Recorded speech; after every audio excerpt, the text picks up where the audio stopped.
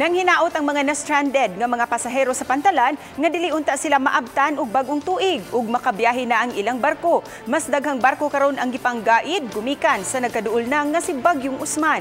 Si Nico Sereno sa report. Taas ang linya sa mga ticketing offices sa lain-laing shipping company sa pier area. Kadaghanan niini mga pasahero nga nagpa-refund o nagpa-reschedule sa ilang biyahe.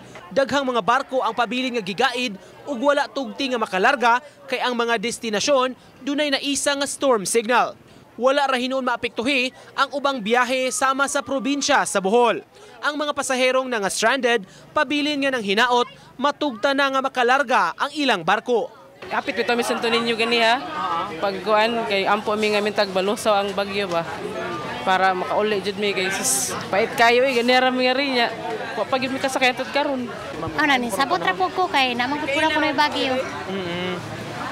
Okay ra pud bisa kay ugma mentag na biyahe ugma. Wish lang unta. Sa dato sa Coast Guard, mas midaghan pa ang mga barko o pasahero nga natanggong. Nunot kini sa kanselasyon, gikan pa kagahapon. Human gipugna ng ilang paglawig, nunot ni Bagyong Usman. Samtang sa pipila ka bahin sa syudad sa Sugbo, karong adlaw, gisugda na ang pagpanghipos sa pipila ka mga higante nga billboards. Nagtinabangay ang mga trabahante sa pagtiklop niini, panagana kini aron kalikayan nga mahagsa kung mukusog ang uros sa hangin.